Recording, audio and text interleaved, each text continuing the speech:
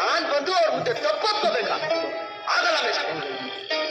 ನೀನು ಹೀಗೆ ಹಠ ಹಿಡಿದ್ರೆ ಕಾಲೇಜಿನ ಕಾಲು ಹಿಡಿದಾಗೆ ಡಿಬಾರ್ ಮಾಡ್ತಾರೆ, ಪೊಲೀಸ್ ಸ್ಟ್ಯಾಂಡ್ ಅವ್ರು ಮಾಡ್ತಾರೆ. ಅಷ್ಟೇ ತಾನೇ ಮೇಷ್ಟ್ರೆ?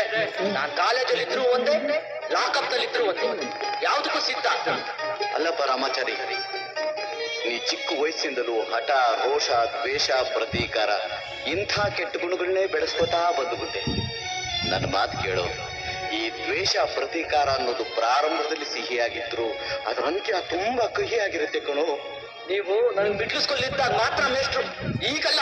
ಯೋ ಅವಿವೇಕಿ, ಅಕ್ಷರಂ ಕಲಿಸಿದಾತಂ ಗುರು ಕಣೋ.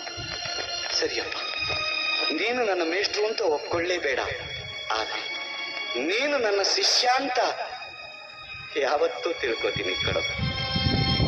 ಯಾವ ಜನ್ಮದ ಋಣಾನುಬಂಧನೋ ಏನೋ ನಿನ್ನ ಮೇಲೆ ನನಗೆ ಪಾಶ ಎಳಿತಾ ಇದೆ. ಯಾವ ಜನ್ಮದ ಸಂಬಂಧನೋ ಏನೋ ಅವಳು ನೀನು ಅಂತಂದ್ರೆ ಸುಮ್ಮನೆ ಒತ್ತುಗೊತ್ತಾಳೆ. ಮಕ್ಕಳಿಲ್ಲದೆ ನಾವು ನಿನ್ನ ಮಗ ಅಂತ ತಿಳ್ಕೊಂಡಿದ್ದೀವಿ ಕಣೋ. ಈ ವಿಶ್ವಾಸ ವಾಂಚಲ್ಯ ನಿನಗಿಲ್ವೇನೋ? ಇಲ್ಲ ಅಂತ ಯಾವ್ದ ತೋರ್ಸಿ ಸರ್, ಸರ್. ಬೇರೆ ಯಾರು ಅನ್ಲಿಲ್ಲ ಕಣೋ, ನನಗೆ ಅನುಮಾನ ಬಂತು, ಕೇಳಿದೆ ಅಷ್ಟೇ. ಎಂತ ಮಾತಾಡ್ತಿದ್ದೀರಿ ಮೇಷ್ಟ್ರೆ? ನೀವು ಬೇಡ ಅಂತ ಕೆಲಸ ಯಾವತ್ ಮಾಡಿದ್ದೀವಿ? ನಿಮ್ ಮಾತಲ್ಲಿ ಯಾವತ್ ಮೀರಿದ್ದೀವಿ? ಹೌದು ತಾನೆ? ಹಾಗಾದ್ರೆ ನನ್ನ ಜೊತೆಲ್ ಬಾ, ಶ್ಯಾಮರಾಯರ ಹತ್ರ ತಪ್ಪೊಪ್ಕೊ. ಮೇಷ್ಟ್ರೆ, ನಿಮ್ನ ಹೇಳಿ ಮಾಡ್ತಿದ್ದೀರಿ.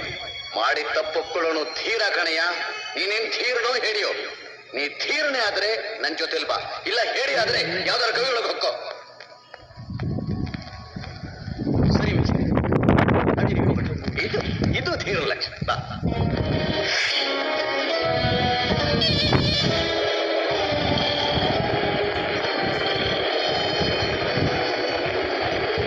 ನೀನೇ ಏನಯ್ಯ ಧ್ವಜ ಹಾರಿಸಿದ್ದು? ಹೌದು ಮೇಷ್ಟ್ರೆ. ಏನು ಸಂದೇಶ ಸಾರತ್ತೆ ಇದು? ಅದು ನನ್ನ ಪ್ರತೀಕಾರದ ಲಾಂಛನ ಮೇಷ್ಟ್ರೆ. ಸರ್ಪ ದುರ್ಯೋಧನನ ಲಾಂಛನ. ನೀನು ದುರ್ಯೋಧನನಾಗಬಾರದಪ್ಪ, ಧರ್ಮರಾಯನಾಗಬೇಕು. ನಿನಗೆ ಆದರ್ಶ ರಾಮ, ರಾವಣ ಅಲ್ಲ.